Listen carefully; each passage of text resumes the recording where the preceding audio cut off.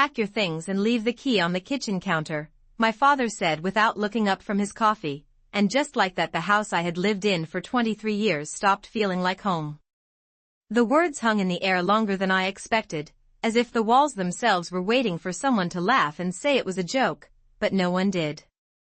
My mother stood by the sink with her arms folded, staring out the window toward the quiet suburban street where the same maple trees had lined the sidewalk since I was a child.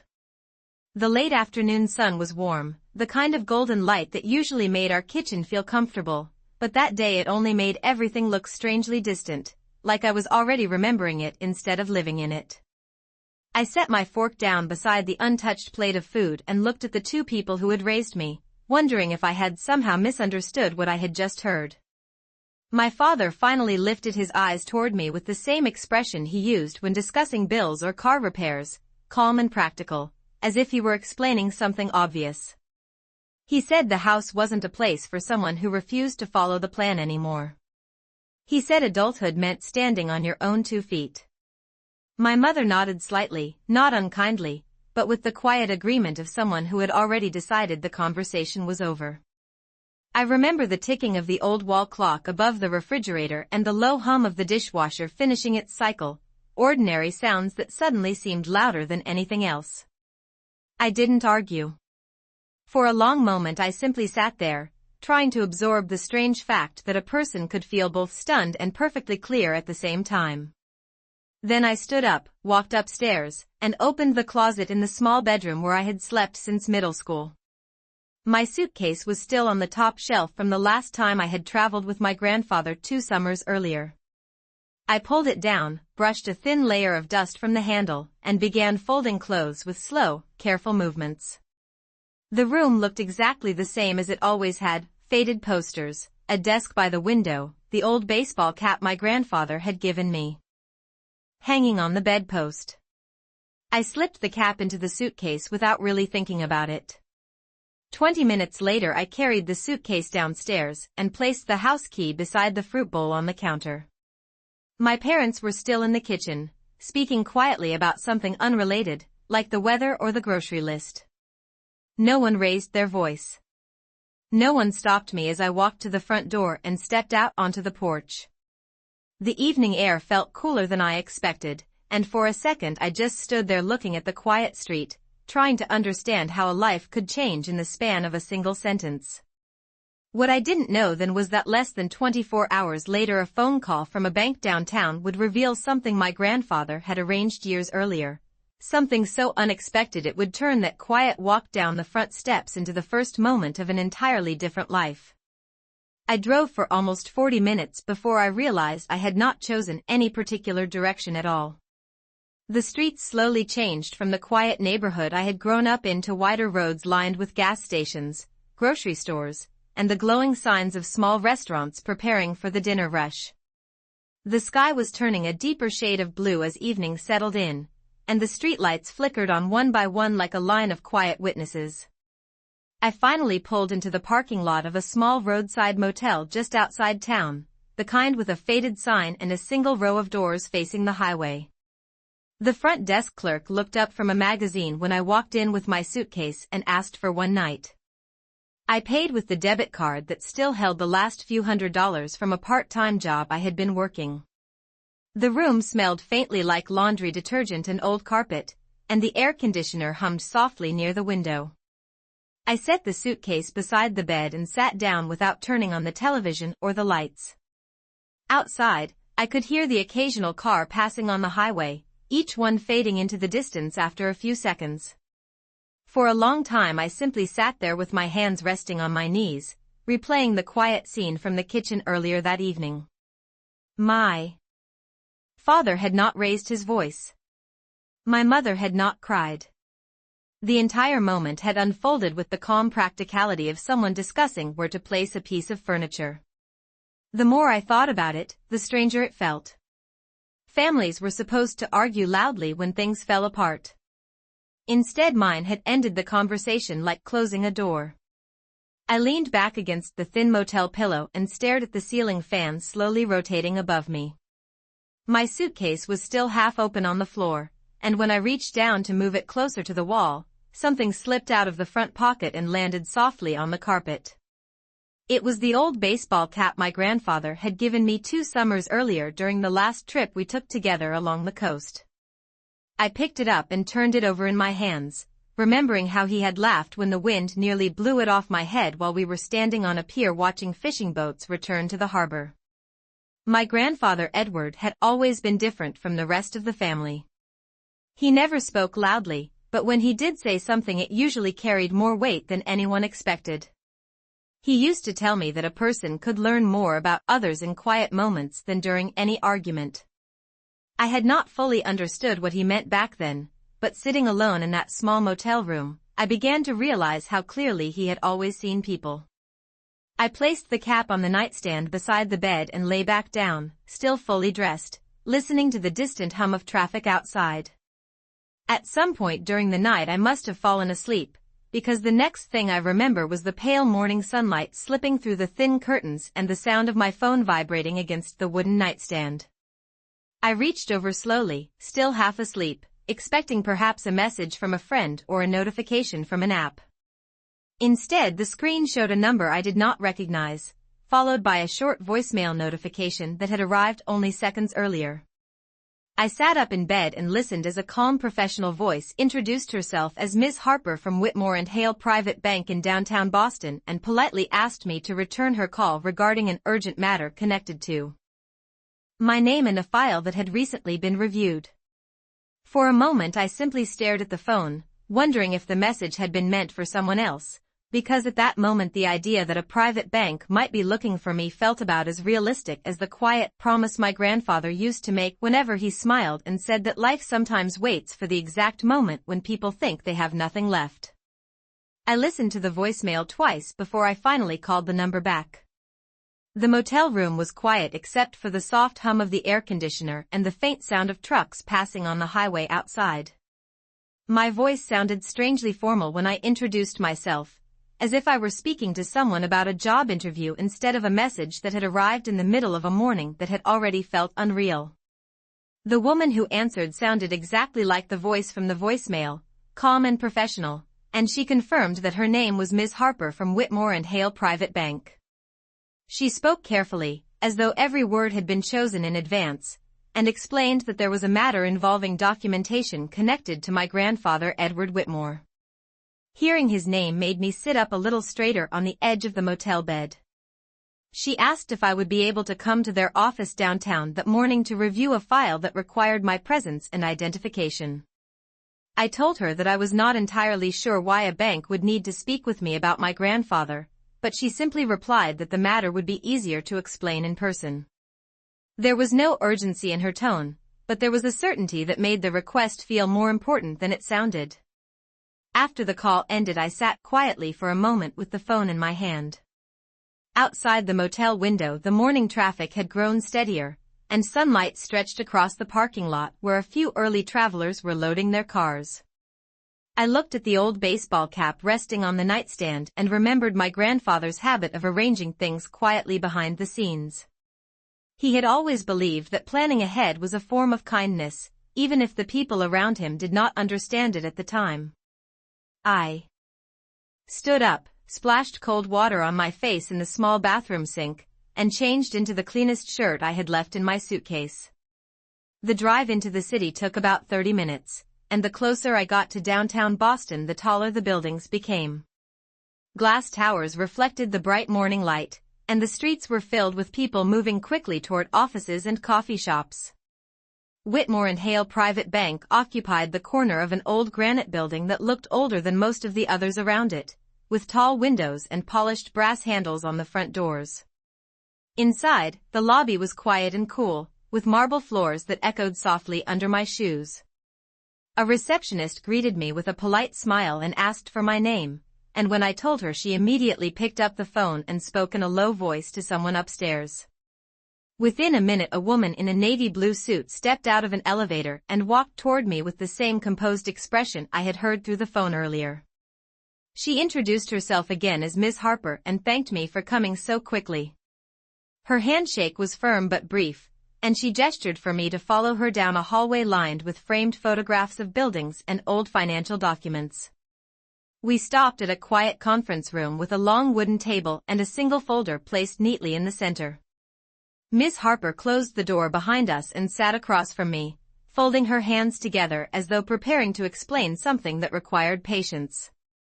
She asked me to confirm my full name and date of birth, and after checking my identification she slowly turned the folder toward me. Printed on the front was my grandfather's name followed by a date from several years earlier. When she opened it, the first page revealed a series of legal documents with careful signatures and official stamps, and she explained that my grandfather had established a private trust under very specific instructions that involved my name directly. I remember feeling the room grow unusually quiet as she said that the trust had remained sealed until a particular condition related to my circumstances had been confirmed.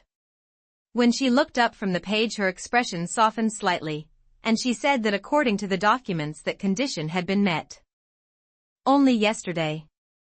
Ms. Harper let the silence settle for a moment after saying that the condition had been met yesterday, as if she understood that my mind needed a second to catch up with the meaning of those words. I looked down at the documents spread across the polished wooden table and tried to make sense of the formal language printed across the pages. My grandfather Edward Whitmore had always been a careful man, the kind who believed that important things should be written down clearly and stored where they could not be misunderstood later. Ms. Harper gently turned the first page and explained that several years earlier my grandfather had established a private family trust through Whitmore and Hale Private Bank. The trust, she said, had remained sealed and inactive under a very specific clause that my grandfather personally requested. I felt my shoulders tense slightly as she described that clause in simple terms. According to the document, the trust would only be activated if it was confirmed that I had been formally removed from my primary residence by my immediate family or placed in a position where I no longer had a stable place in the family home. The wording was precise, but the meaning was unmistakable.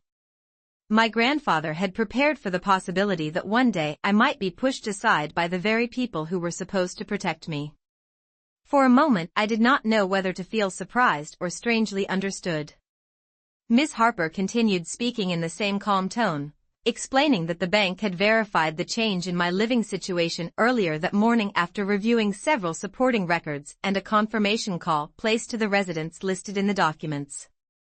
I pictured my father answering the phone in the kitchen, unaware that a simple confirmation might trigger something that had been quietly waiting for years.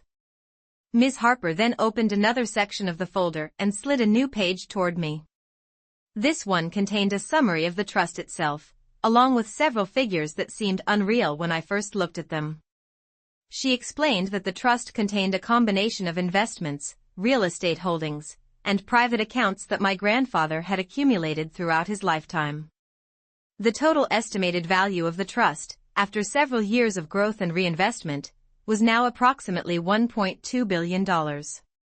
The number sat there on the page in clear black type, simple and unembellished, as though it represented something ordinary like the balance of a checking account.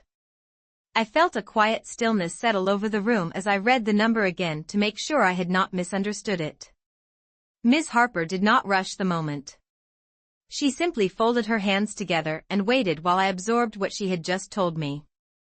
Finally she added that my grandfather had also included a personal letter within the trust file, a document that could only be opened once the activation condition had been confirmed. She reached into the folder and carefully removed a sealed envelope with my name written across the front in handwriting that I immediately recognized. It was the same steady script my grandfather used when he signed birthday cards and small notes he used to leave on the kitchen counter when he visited.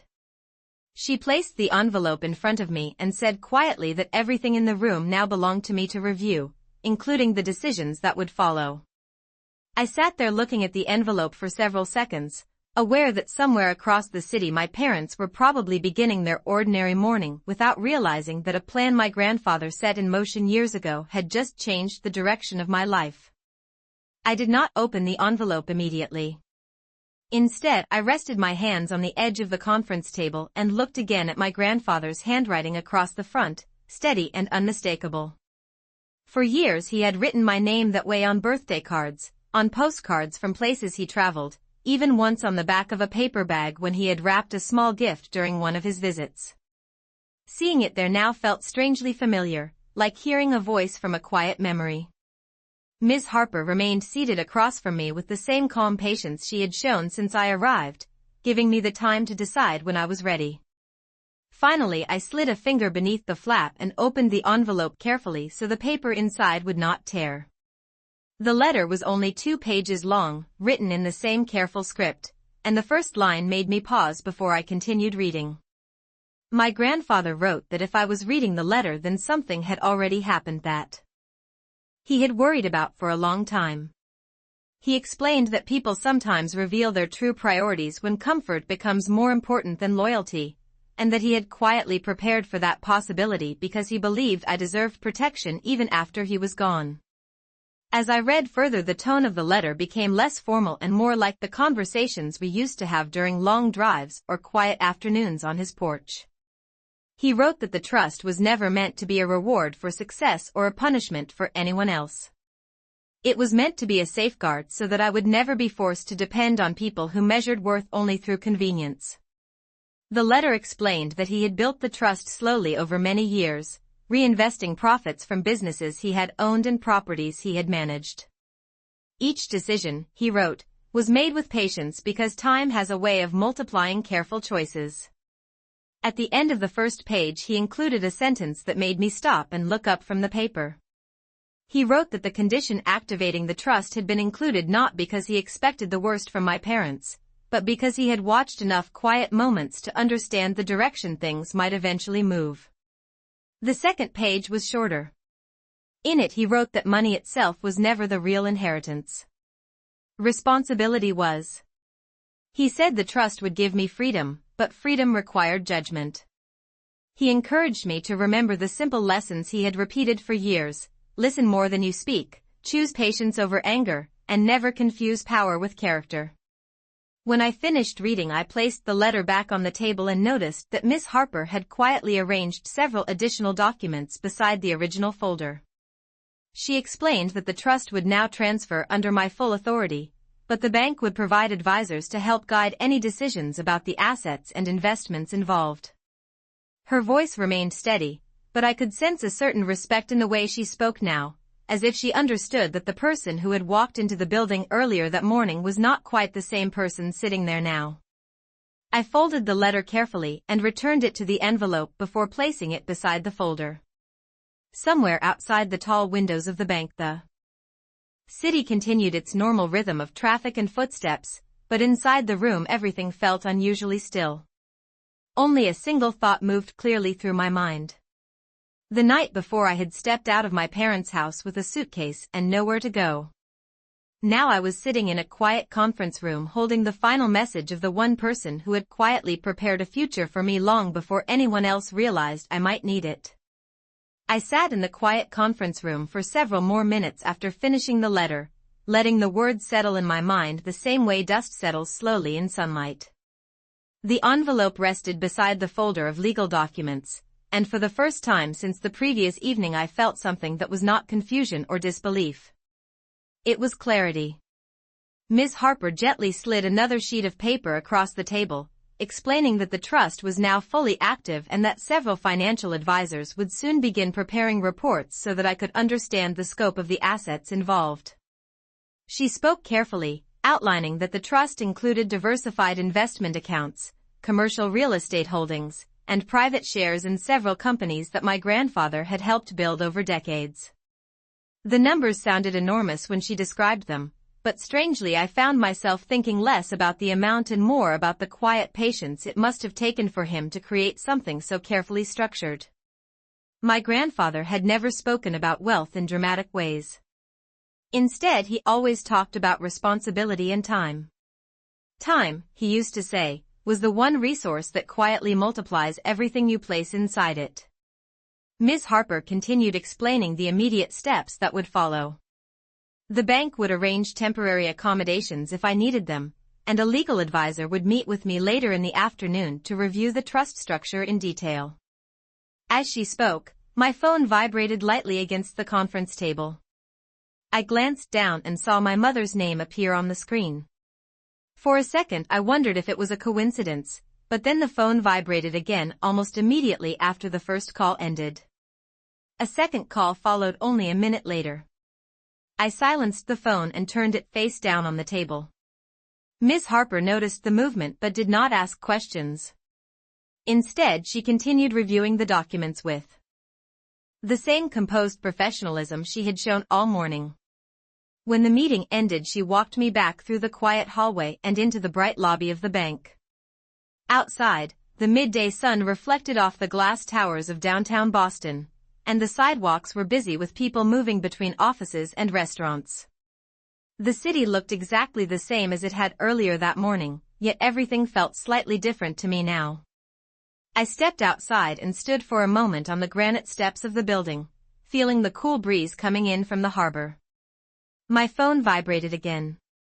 This time it was not a call but a message from my father asking where I had gone the previous night. A second message followed quickly after the first, this one shorter, asking me to call as soon as possible because there was something important we needed to discuss.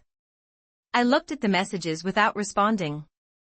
The strange thing was that only 24 hours earlier I would have answered immediately, worried that ignoring them might make things worse. Now I simply slipped the phone back into my pocket and walked slowly down the steps toward the street. Somewhere in the distance a car horn sounded and a city bus rumbled past the corner. The world had not paused for my story. It continued moving with the same steady rhythm as always. But as I reached the sidewalk, I realized that for the first time in my life I was no longer walking toward a place where someone else had already decided who I was supposed to be.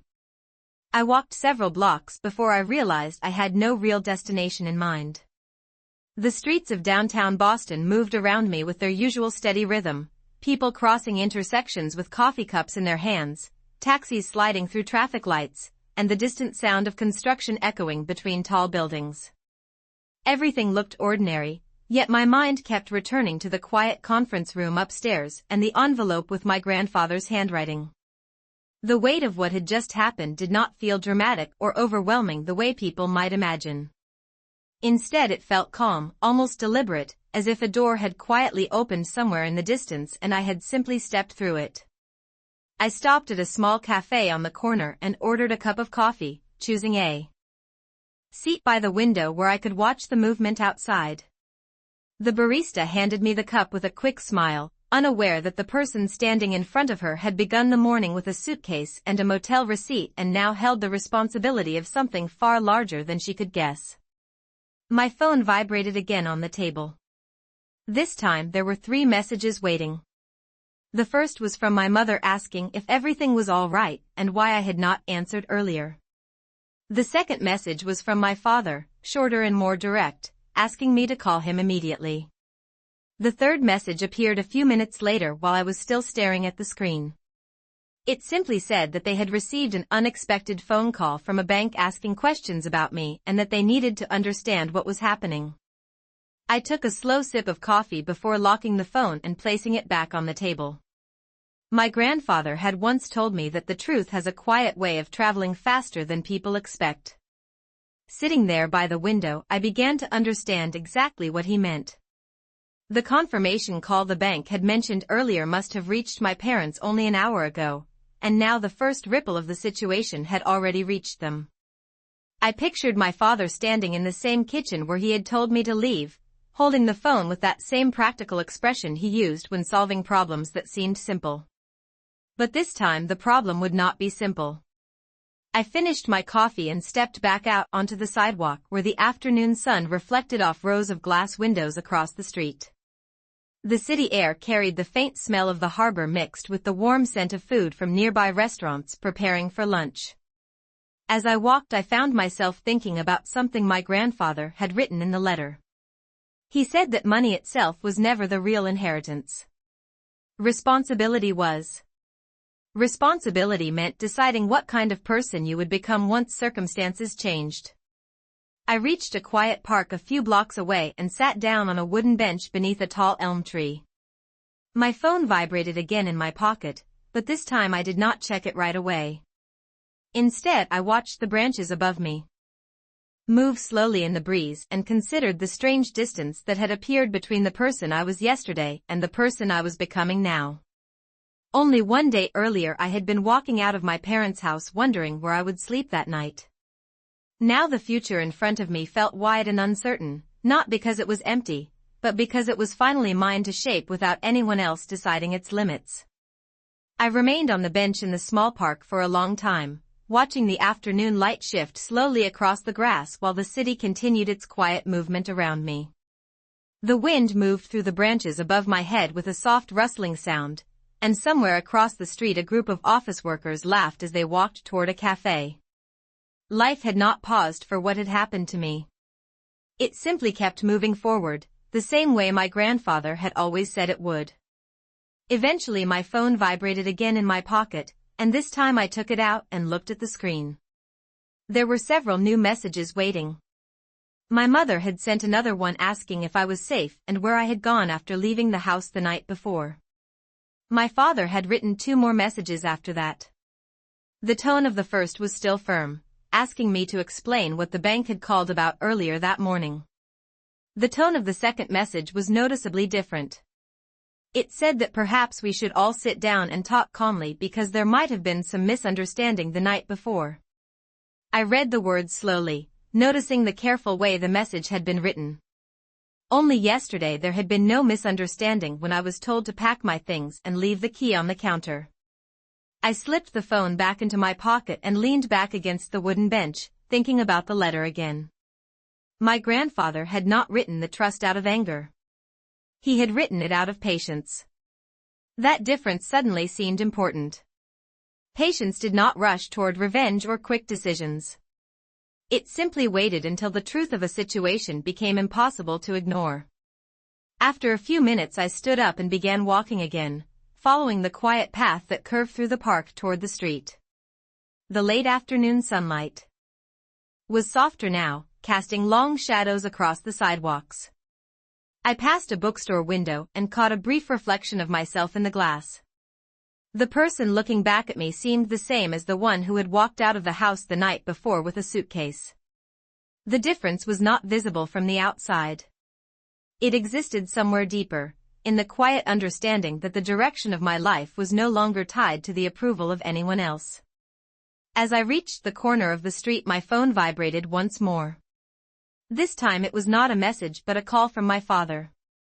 The screen lit up with his name, and for a moment I simply watched it ring. Cars passed through the intersection beside me and a bus stopped across the street to pick up passengers. The ordinary sounds of the city surrounded the moment like a steady background rhythm. When the call finally stopped ringing another message appeared almost immediately.